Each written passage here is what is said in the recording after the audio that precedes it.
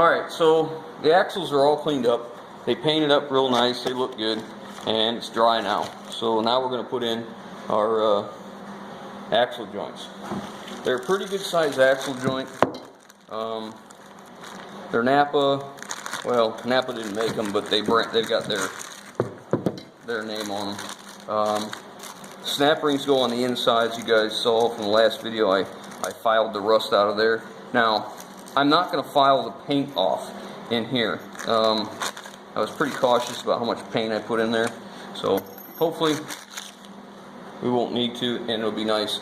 So the first thing I do is take all the bearing caps off, and in this case they're all the same size, so it doesn't matter which one goes where. I just take them off, set them off to the side. Okay.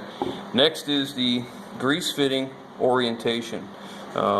Man, a lot of guys like to do this different ways. I like mine pointing in this way, so it's as close to the hub as it can, away from the knuckle. That's the way I like it. Alright, so then I stick this back in here. I hope this is showing up for you. And then pull it up this way. Start with one cap. I push this out as far as it'll go. So I'm putting the cap on it, and I'm making sure not to let one of them needle bearings fall.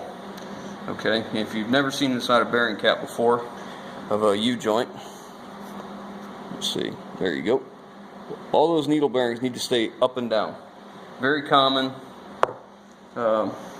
mistake for guys is to put it in and not be paying attention and get too far away, hit it, and they fall. So that's why you'll see me do this very gentle, like put them out like that, push them in the best they'll go, and then the next thing I'm going to do is put this is the OTC ball joint press. It works very good for this, and I'll put this on here and I will run it in by hand as far as it'll go, if it don't roll away.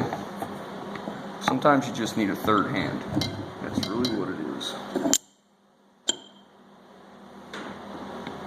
There we go.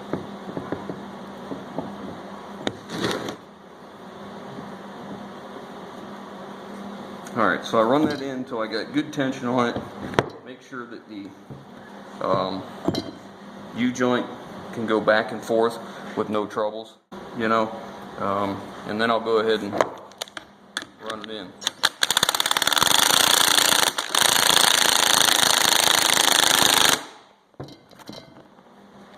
A little tension on that one. Okay, I got one side ran in all the way. I'll go ahead and take my chisel and make sure that clip is seated in there, which it is. Then I'll back this off.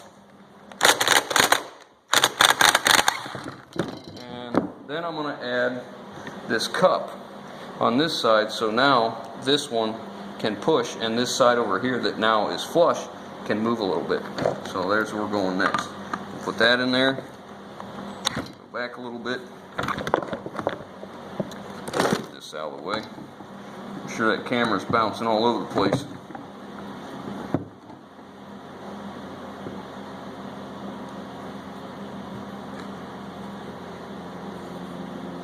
Like that. Alright, now we'll run this side in. Okay. Make sure, get my C-clip in here. Alright. Again, I'm going to tap it real good. Make sure it's in. It looks pretty good. You know, I am not too proud to take an extra minute and check my work, because, you know, I've made mistakes. I make mistakes all the time. Alright, now what you're looking for here is you want to make sure that thing is moving like it's supposed to. Okay? Should move back and forth very freely. Alright, let me get the next one set up and I'll bring you back. I guess I need a better camera set up, because that keeps shutting off.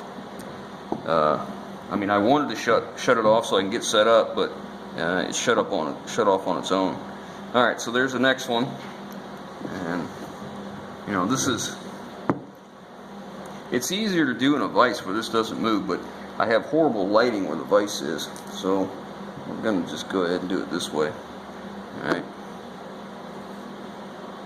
It might make it more difficult for me. I might make a mistake, but at least you guys can see what I'm doing.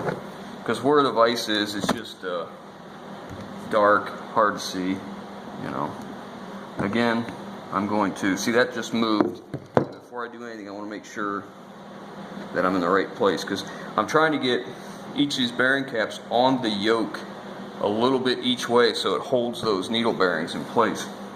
So I'm trying to be pretty gentle, you know, and like I said, if you're in a vise, this would move a little bit less, you know. But we don't have ideal setting here. We'll do with what we got, because that's just the way it is. The saying I use a lot, it is what it is. Alright. Again, which side can I get my clip in the easiest? Which looks like it's going to be this side. And a little hammer, a little chisel. I just want to make sure that thing's seated all the way. Alright, now, this should all move pretty easy. It does. I'm looking to see if my snap rings are in all the way, and they sure look like it. Okay, now that's taken care of. We don't need this press anymore. That's so I'm going to put that away. And next, we are going to install these. These are these very expensive seals I was telling you about. Okay, they have to go on an exact perfect depth, and it's a two-piece seal. Okay, so this part of the seal stays in the hub, and this part spins with the axle. Alright, so this has to go in a very specific place, and it has to be put on in a very specific manner so that it doesn't destroy the face of this or the slide inside. So let me get that and we'll bring you back. Alright guys, so I got the axle in here, and the next step is to put this seal in. Now this seal is that expensive one I showed you. There's a special tool to use to do this. Ford makes it. I have the OTC equivalent. It's a pretty hefty piece of steel. It's part number 6697, and the way this thing works is, I don't know if it's going to show up or not, but it sits down in this tool like this. So you're driving on this seal and you're driving on this metal ring at the same time. Alright, it goes with this out. The rubber side, or whatever you want to call that seal, should be out. And then you place this on top. And this tool has a pilot inside it to help guide you. It's not going to keep it from going crooked, but it'll help guide you. I guess something else worth mentioning, when you're doing this, once you have got it driven in, I don't know if this will show up, let's see if I can get you some light. Alright, this is a rolled over metal flange right here. This bottoms out right here, okay? So it stops you right there. So once you get there, that's where you're going to be, that's where you want to be, and once you're down there, you want to check to make sure you got the same gap all the way around here. It's only going to be small, like maybe an 1/8 inch, just that amount I was cleaning up. And then you want to make sure up here where this is, that it's touching all the way around the axle. This is going to take me a few minutes, but you get the gist of it. This goes on, and I'll bring you back once it's on and I'll show you how it looks. This not only drives this seal onto this axle stub, but it also drives the seal into that knuckle, into that opening. So what I do is I'll put a little bit of grease around here just to help it go in a little easier, and you set this on here, and it not only drives it in, but it sets the depth. Okay, that's what this ledge is right here, which you saw me filing off the face of the knuckle, because this is going to hit that knuckle, and that's what's going to set the depth of this seal right here. Okay, so we'll bring you back when we got that. I got this on now, so let me show you what it looks like. I'm going to grab a light. Sorry about these horrible conditions, but okay, so you see that we are touching all the way around. Alright, that's what we're after. We need that seal to be touching. Piece of crud right there. Oh, that's not crud. It's a little bit of that green stuff from the inside of it. And then on the bottom side, you got to make sure that gap is the same all the way around, which we are. Okay, so now this is ready to go in. So now I got the other one done. I did it first. Make sure I can get the angle right so it would show up for you on the camera. So both of these are ready to go. They're ready to go in the axle, and we're ready to go together. I just need to take the grease gun and give these a shot of grease. But this is what we're after. We want a nice, easy moving U-joint. And a lot of times, if you don't have your U-joint centered in here, or maybe a guy's beat on it a bunch, trying to get the caps out, sometimes what you'll get is a U-joint, the actual yoke will kind of cinch down just a little bit. It makes it real rough. If you have one that's not super smooth back and forth, you need to take it back apart. And one reason this went together so easy is, again, we flat filed where all those clips go. So, and this one's the same way. It's just as easy. Of course, I don't have that one in the air, but anyways. So next is we put these in the axle itself, which it's getting dark and the axle's outside, so I'm not going to get on that today. So I'll just hold this until I have it ready to go in, and then we'll show you how these go in. But this tool, there's a lot of people out there that do this, that have made tools and all that, and I don't remember what this cost. I think the shipping was a good bit of money, because it's fairly heavy, as you can imagine. Good thing too, because it would help to drive those seals. But I don't remember what it cost, but I thought, as many Fords as we play with, it's worth it to have.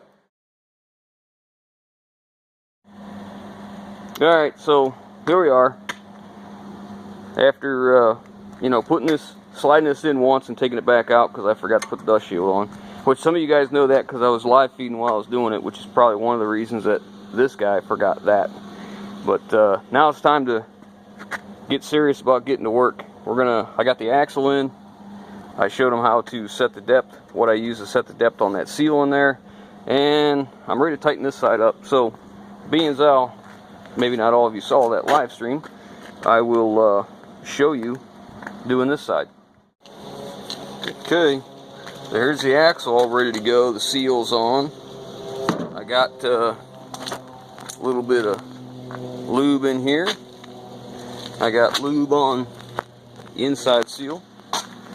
Now I'm going to attempt to put this in one-handed while I hold this camera. Wish me luck, boys. There we go. Here's the first part. And down we go. See if we can get in that second seal. Yep. You guys are going to have to hang out for just a minute. I don't want to hear no fighting out of you guys. I got to get this in that second seal in there. Oh, there it goes. Nice. Nice, nice. Okay. There we go. So that's in. Now you see that seal there. That's that very expensive seal that takes the vacuum and from in here blocks it off so it can come into the hub area, and then lets it come in through here to the lockout hub. Now in order to put that in, there's a special tool. Let me grab it. Alright, so there it is. It's an OTC 6697. And what this does is it drives that seal without damaging it. Plus, this edge right here stops you, so you set it to the right depth. I use something a little bit more aggressive. I use a bigger hammer. And I'm going to do that right now. So let me get this in here and I'll show you. But basically what we're doing is this is aligning it so it's straight and it's flat and it sets the right depth. Let me get on that. Thought maybe I could show you this. Just plug your ears because this might be a little loud.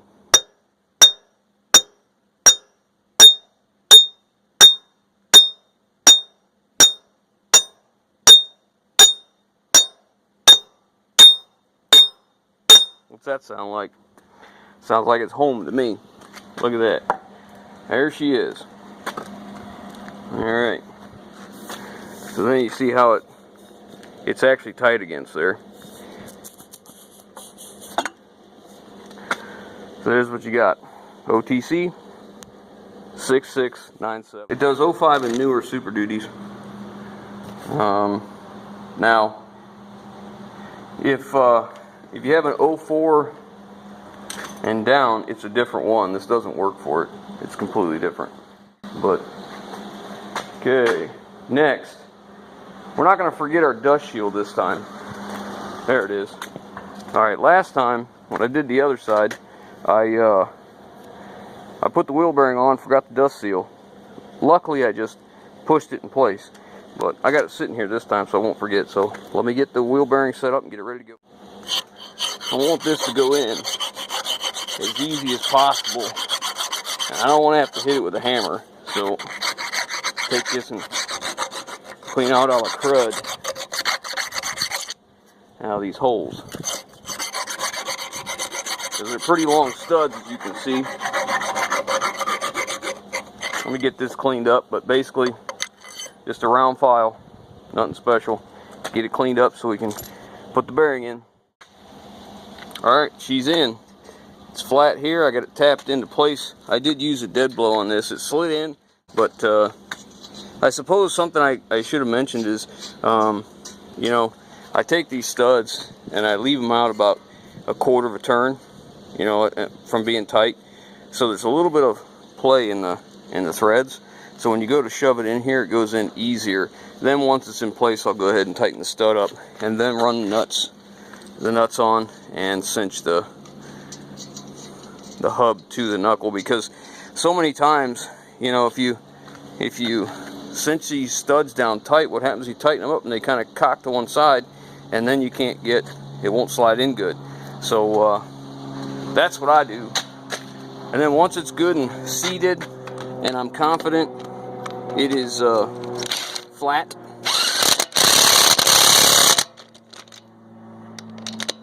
I'll run the nuts in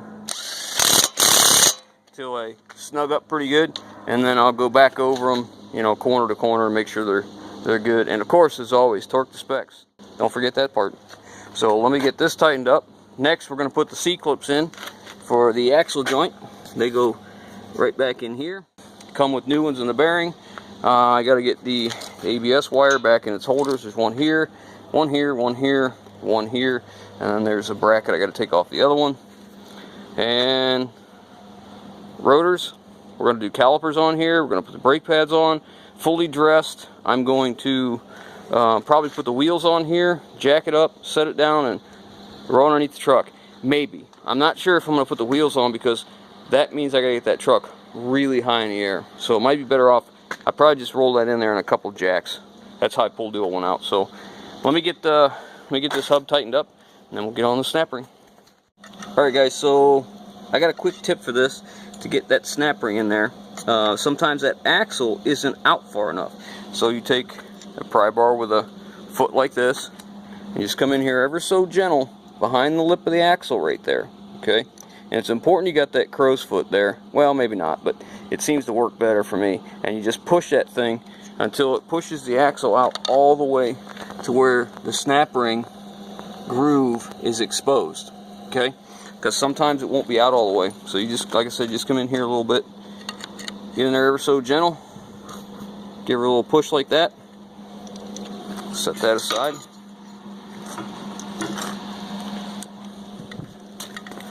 And you can see the difference. Maybe you can't.